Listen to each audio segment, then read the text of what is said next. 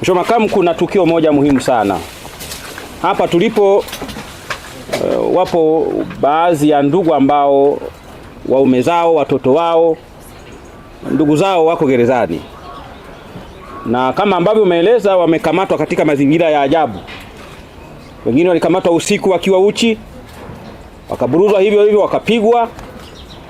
Kwa hiyo Mheshimiwa Makamu, kwa heshima yako, kabla hatujapokea maswali, ninaomba nimkaribishe miongoni mwa hao ambao wapo hapa azungumze mawili matatu kwa niaba ya wengine. Tutaendelea kuwaleta waongee kwa kweli, kwa sababu tunataka tuoneshe dunia namna ambavyo hawa watu wanatutesa. Kwa mama, karibu sana, uzungumze kwa dakika 2-3 hivi, dunia ikuone na ujiamini. Kwa kweli umemwona mume wako, na shukuru una courage, lakini tutashinda. Karibu sana. Wakubwa shikamoni, wadogo habari za sahihi. Mimi mume wangu amepewa kesi ya uhaini, ukaidi, kwa sababu yule ilikuwa tarehe 8. Hiyo tarehe 8 alikuwa kwenye kikao cha ODC kule, alikuwa kwenye kikao cha ODC huko na nili kule ile ni wapi? Sio Ibongero. Kwa kata, alikuwa kata kwa kikao cha ODC. Alipokuwa kwenye kikao cha ODC akatoka mtendaji kule, walikuwa na mtendaji wote. Baadaye nikasema kwa nini mtendaji amekuja peke yake? Mume wangu hajaja hapa nyumbani, mtendaji ndo amekuja. Nikamuuliza mtendaji, bwana wewe umefika peke yako? Mume wangu hajafika. Akatamka ya kwamba yuko hapo nyuma.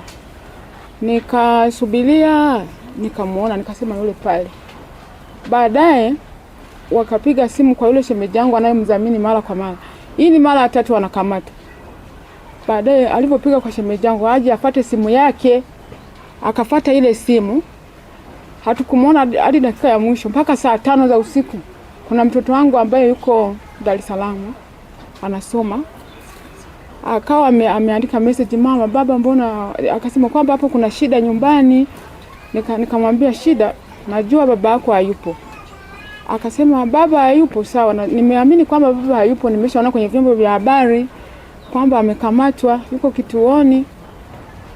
Sasa alipoenda kituoni mara kwa mara akasema, mama, natakiwa tuombe Mungu asimame, kwa sababu mimi mwenyewe najua hata wale Paulo na Sila waliomba gerezani wakapata kufunguliwa. Ina maana naamini kwamba na yeye atafunguliwa. Na mimi ni kiongozi mzuri, anapendwa na wananchi, hata kama serikali hayompendi, ya kwamba Mungu yuko pamoja na yeye. Mungu atasimama pamoja naye.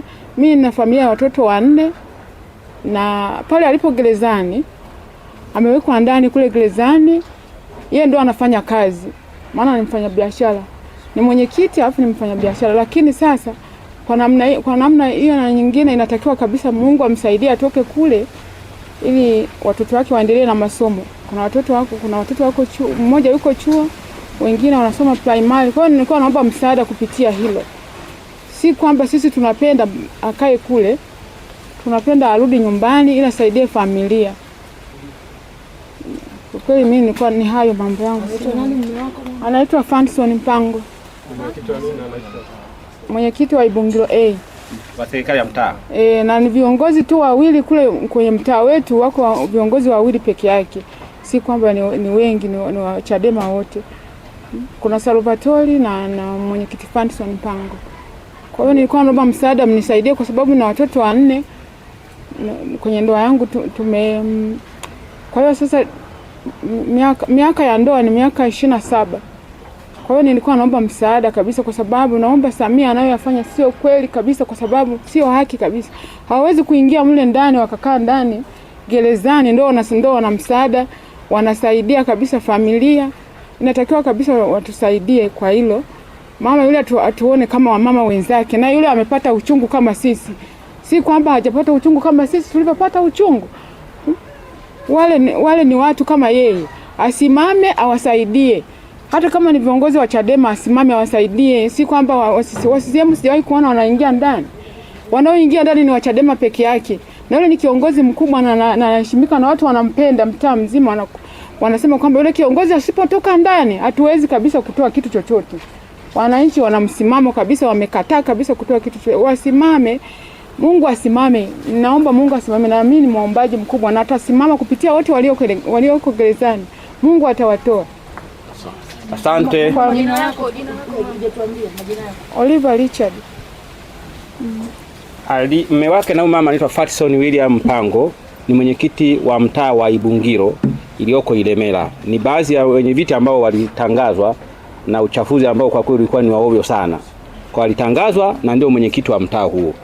Mheshimiwa Makamu, orodha ya wazungumzaji ni ndefu sana, lakini nadhani tutaendelea kuwaita kadri ilivyo kawaida, na sisi kanda tutaendelea kuratibu, tutawaita tena wanahabari ili tuoneshe mzigo ambao taifa linapewa na watawala hawa haramu.